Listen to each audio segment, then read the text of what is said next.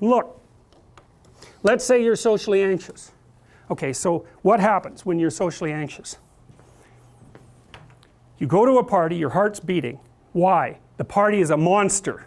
Why? Because it's judging you. And it's judging you, it's putting you low down the dominance hierarchy, because that's what a negative judgment is. And that interferes with your sexual success. And that means that you're being harshly evaluated by nature itself. Right? So you are confronting the dragon of chaos when you go into the social situation. And so what do? You're like this, right? You hunch over, and that's low dominance. I'm no threat. It's like, well, that's not going to get you very far. You know, but that's a logical thing to do in the face of a tyrant. So I'm no threat. You know, you look at the king and you're dead. I'm no threat. I'm hunched over.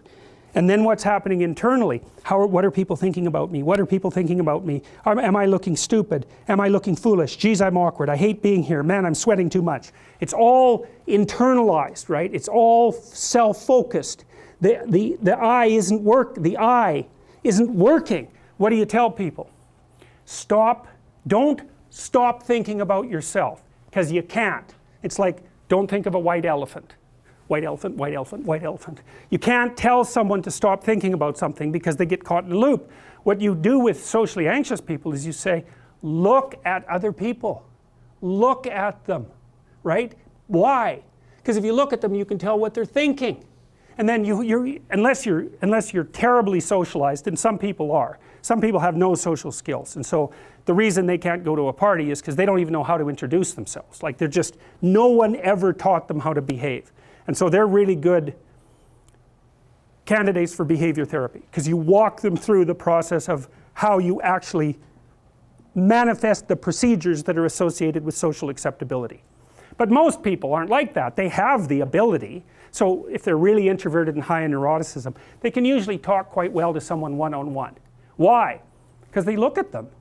Well, if I look at you, it's another thing to do if you're ever speaking to a group of people. Never speak to the group of people. That doesn't exist. You talk to individuals, and then they reflect for you the entire group, because they're all entrained. So you look at one person, they broadcast to you what everyone's thinking, and you know how to talk to one person. So it's easy. So as soon as you focus on the person, not you, you push your attention outward, use your eye, you push your attention outward, and you start watching. Well, then all your automatic mechanisms kick in, and you stop being awkward. Because if we're talking and I'm looking here, I don't know what you're going to do next, and I'm going to put disjunctions into they're like bad chords in the melody of our conversation. And the reason is I'm not paying attention.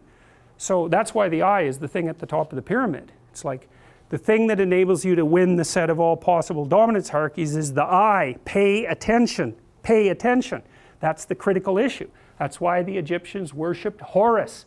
That's why Horus was the thing that rescued Osiris from the depths. It's the capacity to pay attention. What do you pay attention to most?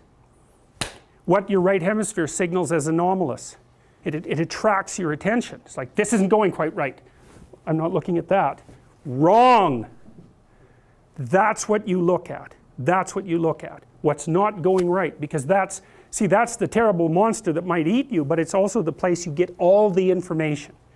So that's why it's useful to have discussions with your enemies, because they will tell you things you do not know. And that's such a great thing, because if you don't know them, well, you're not very smart, are you? You know, there may be a time when you go somewhere that's the thing you need to know. And maybe your enemy will tell you why you're such a fool, you know, and a bunch of other things that aren't true too. But even one thing that's accurate, it's like, yeah, thanks very much, man, maybe I'll do some work on that, and I won't have to carry that forward. So, and then that's part of the reason, again, why the terrible predator, it's always the terrible predator that has the gold. It's like, it's the person who delivers the message you do not want to hear. So it's rough, but it doesn't matter. Life is rough.